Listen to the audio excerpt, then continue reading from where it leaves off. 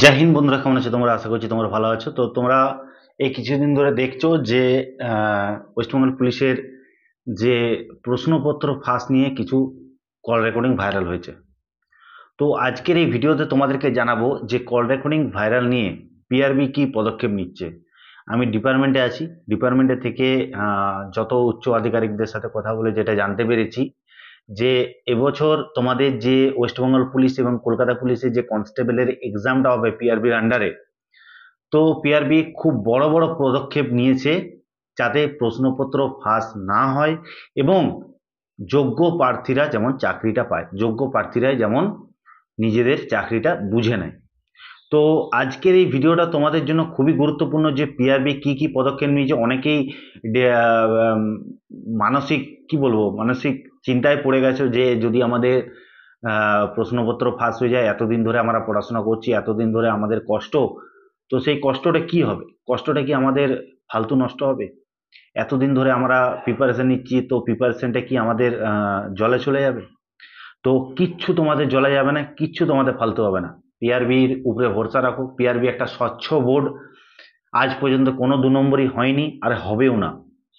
তো এই যে কল রেকর্ডিং ভাইরাল, এই কল রেকর্ডিং ভাইরাল আমাদের পুলিশের প্রত্যেকটা গ্রুপে এসছে এবং প্রত্যেকটা গ্রুপে অফিসারদের গ্রুপে এসছে এবং পিআরবির আধিকারিকদের গ্রুপেও গেছে এই কল রেকর্ডিং ভাইরালটা, ভাইরাল কল রেকর্ডিং যেটা তোমরা শুনে। এই কল রেকর্ডিং এর উপরে ভিত্তি করে পিআরবিরা অনেক নিজেদেরকে সংশোধন করেছে এবং কিছু কিছু পদক্ষেপ, দারুণ পদক্ষেপ নিয়েছে যেটা তোমাদের জানা দরকার আছে।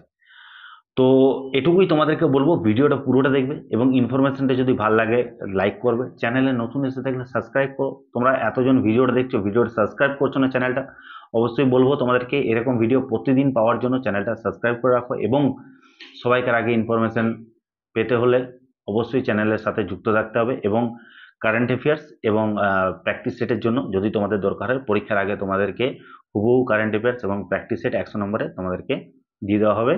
নিচে লিঙ্ক দেওয়া আছে, হোয়াটসঅ্যাপ গ্রুপে লিঙ্ক দেওয়া আছে, ওখানে যুক্ত হতে হবে। প্রথম যে স্টেপ যেটা পিআরবি নিয়েছে সেটা তোমাদেরকে বলবো যে এন্ট্রি টাইম, যেটা তোমাদের রিপোর্টিং টাইম হয় পরীক্ষার দিনে, তোমরা দেখিয়ে থাকো যে পরীক্ষার দিনে তোমাদের রিপোর্টিং টাইম যেটা থাকে সেটাকে 15 মিনিট আগিয়ে দেওয়া হয়েছে। দেখো এই খবরগুলো ডিপার্টমেন্টে আমি আছি বলেই তোমাদেরকে বলতে পারছি, ঠিক আছে? কারণ এই খবরগুলো খুবই মানে গোপনীয় খবর এবং তোমাদেরকে এইটা জানাতে পারছি এই কারণে, কারণ পিআরবি এরপর একদমই কোনো ভুল ত্রুটি করতে চায় না এই পরীক্ষার পর, এই পরীক্ষাতে। কারণ চাই যে যারা যোগ্য প্রার্থী তারাই যেমন চাকরি পায়, ঠিক আছে? সেই জন্য এই পদক্ষেপগুলো নেওয়া হয়েছে। তো প্রথম পদক্ষেপ নেওয়া হয়েছে যেটা হচ্ছে তোমাদের রিপোর্টিং টাইম, যেটা তোমাদের রিপোর্টিং টাইম সেই রিপোর্টিং টাইম থেকে 15 মিনিট আগিয়ে দেওয়া হয়েছে। তো এটা কেন করা হয়েছে তোমরা দেখেইছো যে যারা দেখবে কোশ্চেন পায়, ঠিক আছে, যে কোনো পরীক্ষা দেখবে কোশ্চেন পায়, তোমরা নিশ্চয়ই কোনো না কোনো এক্সাম দিয়েছো। তো তারা দেখবে শেষ মুহূর্তে, একদম শেষ মুহূর্তে, যেটা রিপোর্টিং টাইম যদি 10:30 রিপোর্টিং টাইম হয়, ঠিক 10:30 তারা ঢুকবে। তারা মানে কি, সে শেষ মুহূর্তে তারা কোশ্চেনটা পায়।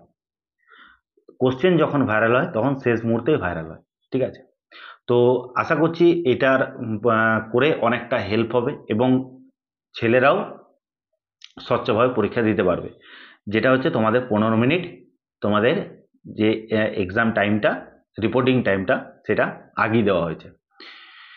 এরপর দ্বিতীয় যে পদক্ষেপটা নেওয়া হয়েছে সেটা খুবই গুরুত্বপূর্ণ পদক্ষেপ, যেটা হচ্ছে তোমাদের স্ক্যানার। তোমরা প্রিলিমিনারি এক্সাম আগে দিতে গেছো, ঠিক আছে? প্রিলিমিনারি এক্সামে তোমাদের অ্যাডমিট কার্ড দেখিয়ে তোমাদেরকে ভিতরে নিয়ে নেওয়া হতো, কিন্তু এবার থেকে সেটা হবে না। এবার থেকে স্ক্যান হবে, ফুল বডি স্ক্যান হবে, ঠিক আছে? স্ক্যানারের মাধ্যমে স্ক্যান হবে এবং পুরো তোমাকে ফিঙ্গারপ্রিন্ট দিয়ে তোমাদেরকে দেখা হবে। তোমাদের যে ফর্ম ফিল আপের সময় তোমার যে আধার নাম্বার দিয়েছো সেই আধার নাম্বার অনুযায়ী তোমাদের ফিঙ্গারপ্রিন্ট হবে, ফিঙ্গারপ্রিন্ট টেস্ট হবে, তারপর তোমাকে ভিতরে এন্ট্রি দেওয়া হবে।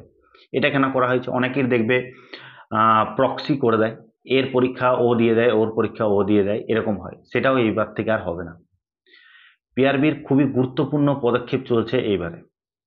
তো তোমরা এইটুকু জেনে রাখো যে পিআরবি সারা জীবন স্বচ্ছ ছিল এবং স্বচ্ছ থাকবে।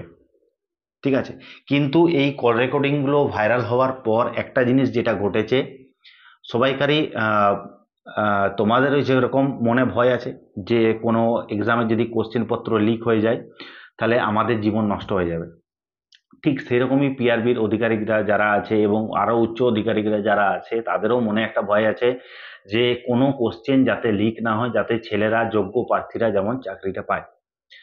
তো আজকের এই পদক্ষেপ খুবই গুরুত্বপূর্ণ তোমাদের জন্য।